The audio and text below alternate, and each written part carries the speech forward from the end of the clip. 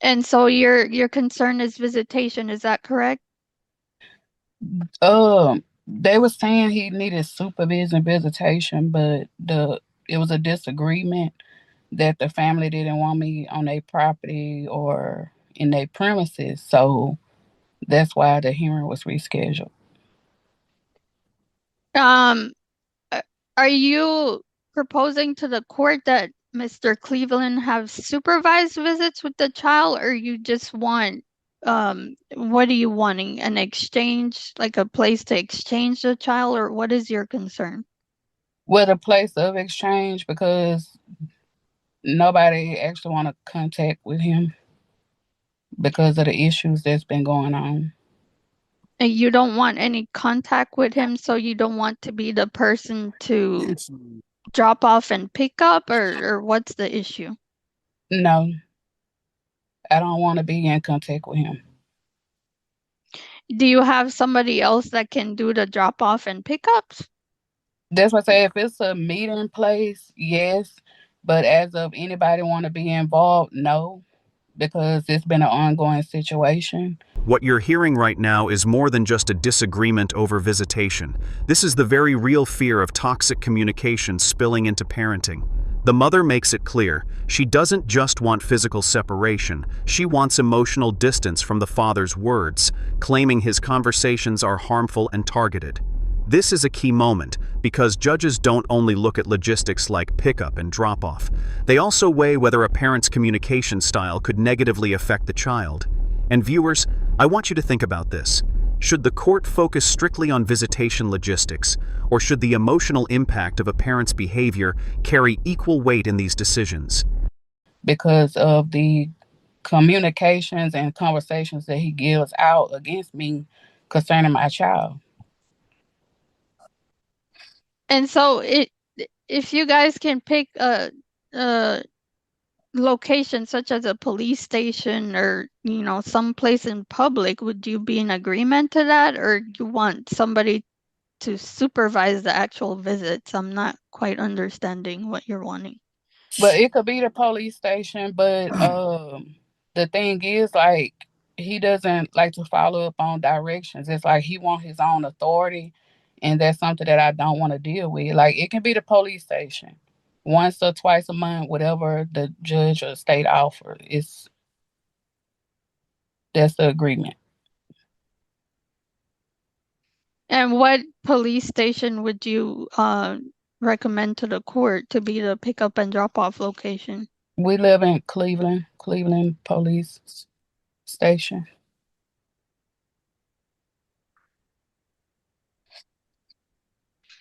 And you would be the one that would be picking up?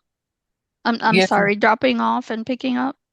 yes, ma'am. And you're okay with that, with the standard visitation, and you guys do the exchange at the police station?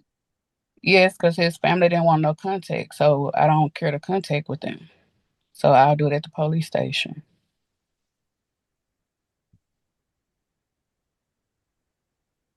And did you have any other concerns about the order? No, ma'am. I pass the witness, Your Honor. How, where does he live? Approximately, like the county? If I can call Mr. Cleveland and ask him. Let me do so. Cleveland, Texas. I'm saying Cleveland, Texas, man. Thank you. And here it is, the heart of the father's plea. Notice how raw and emotional this moment is. He's not focused on legal jargon or technicalities. He's speaking as a dad who hasn't seen his child in months. This simple statement, "I just need to see my son," cuts straight to the core of what custody battles are really about: parental access and love. But there's also a subtle tension here. The father seems willing to accept any condition, even a police station exchange, just to reconnect. This can work in his favor, showing the court he's committed. But it also raises a question. Does desperation weaken his bargaining power, leaving him vulnerable to stricter restrictions? Mr. Cleveland, can you please state your full name? Moselle, Cleveland. And you are the father of Mosiah Cleveland? Yes, Mosiah, Cleveland. Yes, ma'am. And you heard the agreement as I summarized on the record. Are you in agreement to those terms? Man, I don't. I meet her anywhere. Yeah, I just need to see my son. But the terms that I summarized for the record, are you in agreement to those terms? Yeah, I meet at the police department. There's no problem. And the other issues you have no problems with? This we not. She don't communicate with nobody in our family. She got everybody's on block. We try to call, see if you need anything. We can't communicate with her. Not the issue. I just man, not the issue. I And haven't you're seen my son since October. so you're okay with meeting at the Cleveland Being Police my son Department? life is trying. Sir, you're coming in and out, so I'm not sure I'm hearing everything you're saying. Yes, ma'am. I agree with the police department, the Liberty County Department, the gang on life, Texas gang war, and I meet any place. I pass the witness, Your Honor. Okay. Ms. Williams, can you clarify? So I understand you want to do the exchange at the police station. You're in agreement with the standard possession order other than that? Yes, ma'am. Okay. And sir, I guess, do you all understand the standard possession order since you all live near each other would be him picking up at school? Are you able to pick up at school, sir, or do you want your visits to start at like 6 p.m. on Friday? It'll be 6 p.m. on Fridays. He go to school. Well, yes, but it would be after school. It wouldn't be during the Yeah, school day. The yeah. visitation orders would never interfere with school, ma'am. Mr. Cleveland, are you able to pick the child up after school? Yes, ma'am. Yes, ma'am. And I won't mind picking up from school. That's what I'm saying. So you'd be able to pick up the child from school Yes, ma'am. consistently? I'm not on the list, so I can't go. This is a pivotal legal detail: school pickup lists. For many parents, it's a simple administrative process, but in custody disputes, it becomes a gatekeeper. The father claims he isn't even on the list, meaning he's effectively barred from picking up his son, no matter what the court orders. This highlights a common frustration. Court orders say one thing, but school procedures can override them until paperwork catches up. It's a reminder that in custody cases, even the smallest bureaucratic hurdles can translate into months of missed time with a child. Let's pause and ask, should the legal system have stronger enforcement mechanisms to prevent these delays? See him or none of that, ma'am. Okay, the list Not has on nothing nothing. to do with pickup and drop off, I don't believe. Yes, ma'am. You have to be on the list to pick him up from school. Oh, he's 5. That might be true. Okay. Um, what have y'all been doing for visits? When have you been starting your visits, sir? Ma'am, I haven't seen my son since October the 12th. Okay. I ain't seen. He got Christmas gift he can never open. Birthday gifts, none of that. I ain't seen my son since October of last year. I wonder why. And this revelation lands like a bombshell. Since October, the father hasn't had a single visit. Think about that. Holidays missed, birthdays gone by, milestones that can never be repeated. This is where the emotional stakes meet the cold reality of legal timelines. Courts can move slowly, and parents caught in disputes can go months, sometimes years, without meaningful contact. For the child, that absence can feel permanent, and for the parent, it's a wound that deepens with every passing day. So, what do you think? Should courts prioritize faster interventions in custody cases to prevent this kind of prolonged separation? Okay, ma'am, that's not necessary.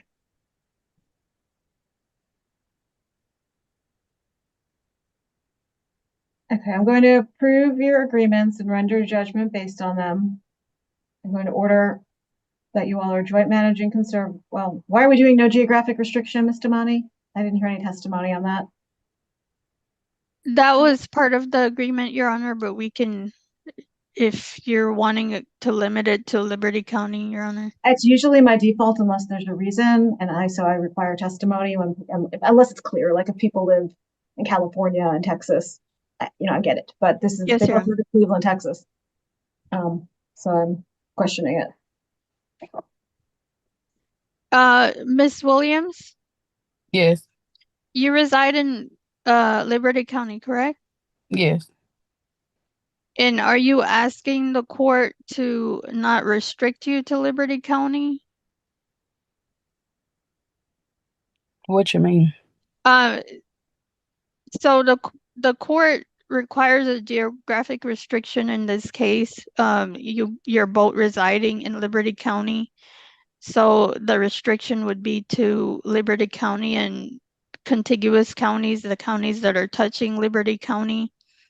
Do you Oh, have any do you have any plans of moving from Liberty County? not right now, but hopefully soon. Here's where geography complicates things. The mother reveals she wants to move out of Liberty County, though not immediately. This is a red flag for the judge because relocation can drastically change custody dynamics. If she moves too far, visitation could become nearly impossible for the father. That's why courts often impose geographic restrictions, limiting parents from moving too far without permission. It's not just about convenience, it's about ensuring both parents can remain actively involved. So viewers, here's the question. Should one parent's right to move freely outweigh the other parent's right to see their child regularly? What do you mean exactly? I'm waiting on my son to finish school, my oldest son. And where are you planning to move to? I don't want to be in Cleveland no more. It'll be out of Liberty County, but I'll update that information if it happens. And so you're asking the court to not order a restriction on where you move? It don't have to. It don't have to be a restriction. Ma'am, I generally default to restrictions so that everyone can be involved with the children. That's And so I generally restrict to the county and any county that touches the county. For Liberty, that would include, I believe, Montgomery, Harris. I think I have the map. You still have the map. Anyway, there's a lot of counties that surround Liberty. Would you be looking to move beyond that area? no, ma'am. Okay.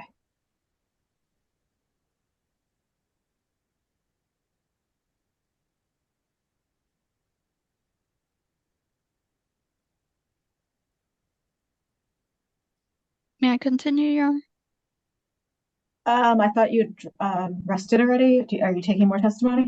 Um, if it's only about the geographic restriction, I'm done, Your Honor. Thank you. Was there anything else you were gonna take testimony on? Ma'am, Um,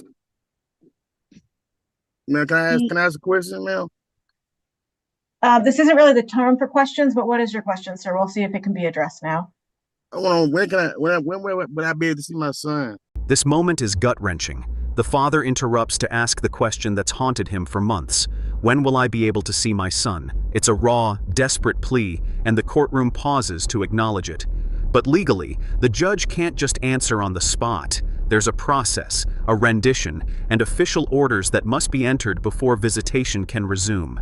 For parents in the audience, this might feel frustratingly slow, but it's also how the system ensures fairness and clarity. The tragedy here is that while the paperwork is processed, a child continues waiting, and a parent continues longing. Visitation, haven't seen Yeah, I him need to yet. make a rendition for you to be able to see your son, sir.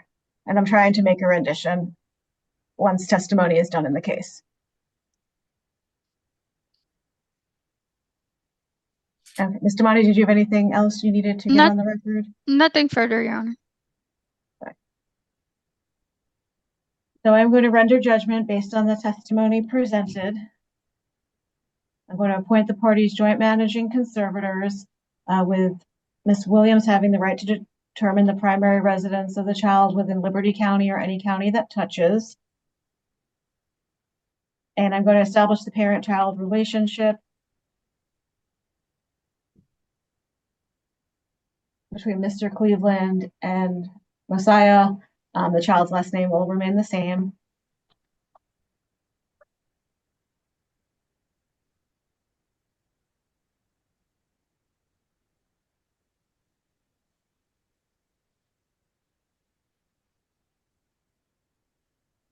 I'm going to grant the non-disclosure finding for the parties' agreement.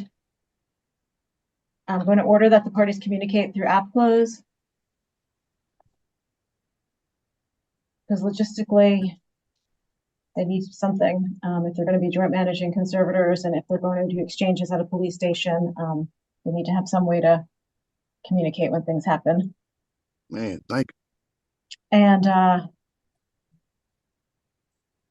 am going to order the child support per their agreement. I'm ordering that Ms. Williams continue with the government medical assistance program, ordering that Mr. Cleveland pay to Ms. Williams cash medical support of $25 each month, beginning May 1st of 2025. I'm ordering that Mr. Cleveland pay to Ms. Williams child support, the current ongoing child support of $405 per month, beginning May 1st of 2025. I'm going to approve and order the retroactive child support judgment against Mr. Cleveland for the parties agreement in the amount of $14,580 as of today, April 4th, 2025. And for the agreement, I'm going to order that Mr. Cleveland pay that back at a rate of $100 per month, beginning May 1st of 2025. Sir, well, you're aware that that will accrue interest per the family code. And technically it is all due and owing. So if the state or Ms. Williams finds other ways to collect the money, that is still an option for them. And there we have it. The judgment is in. The court has appointed both parents as joint managing conservators, with exchanges to take place at a police station to reduce conflict. The mother retains the right to determine the child's residence within Liberty County and its surrounding areas, while the father is ordered to pay both ongoing and retroactive child support over $14,000 at a rate of $100 a month. This case is a stark reminder of how family law balances parental rights, safety concerns, and financial responsibilities, all while trying to serve the child's best interest. Hit that like button, drop your thoughts in the comments below, and don't forget to subscribe for more jaw-dropping courtroom breakdowns.